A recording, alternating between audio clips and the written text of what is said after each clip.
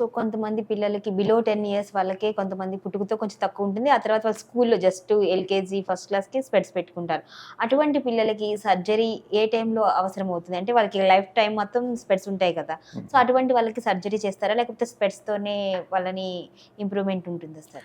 అంటే ఇది మనకి ఎట్లా ఉంటుందంటే, చిన్న పిల్లల్లో సైట్, స్పెక్స్ అవసరం వచ్చేది కారణాలు ఇందాక నేను చెప్పినట్టుగా అవును. స్క్రీన్ టైమ్ ఒకటి, కొంతమందికి పుట్టుకతోనే ఉంటుంది. అవును. కొంతమందికి వాళ్ళ పేరెంట్స్‌కి కూడా సైట్ ఎక్కువ ఉంటే అది మళ్ళీ జెనెటిక్‌గా అవును. వస్తుంది, స్ప్రెడ్ అవుతుంది.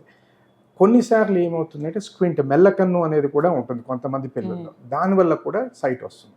So, okay. కారణం బట్టి మనం ట్రీట్మెంట్ తీసుకోవాలి. హ్మ్. ఇప్పుడు జెనెటిక్‌గా వచ్చిందనో, స్క్రీన్ టైమ్ వల్ల వచ్చింది.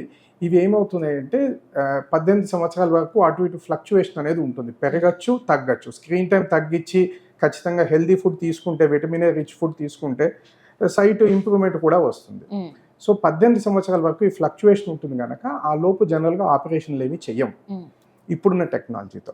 కొన్ని లెన్సులు ఉన్నాయి, ఆర్థోకెరటాలజీ అంటాము. సో, ఆ లెన్సెస్ పెట్టి కూడా మనం ఈ లోపు 18 లోపు కూడా ప్రయత్నం చేయొచ్చు. ఓకే. అలాగే కొన్ని డ్రాప్స్ కూడా ఉన్నాయి. అవి వాడితే ఏంటంటే మయోపియా ప్రోగ్రెషన్ అంటే మైనస్ పవర్ పెరగడం అనేది ఎక్కువగా పెరగకుండా జాగ్రత్త చేయొచ్చు, కొంచెం కంట్రోల్ చేయొచ్చు.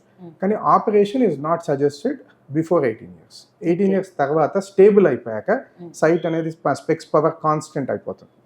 అప్పుడు ఈ ఆపరేషన్ నేను ఇందాక చెప్పినట్టుగా ఈ లేజర్ ఆపరేషన్స్ ఏది సూటబులో అది చూసి మనం చేస్తాం.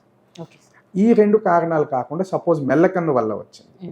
సో, దాని తీవ్రత ఎంత ఉంది అనేది దానికి కొన్ని పరీక్షలు ఉంటాయి. అవి చేసి దాన్ని బట్టి ఉట్టి స్పెక్స్ సరిపోతాయా, ప్యాచింగ్ అనేది ఉంటుంది, డ్రాప్స్ ఉంటాయి, లేదు ఆపరేషన్ అవసరం అనేది. సో, మెల్లకన్ను వల్ల ఏమైనా ఇబ్బంది ఉంటే దానికి చిన్న ఏజ్‌లోనే ఆపరేషన్ కూడా చేసేస్తాం. ఎందుకంటే అది సరి అవుతేనే చూపు బాగుంటుంది.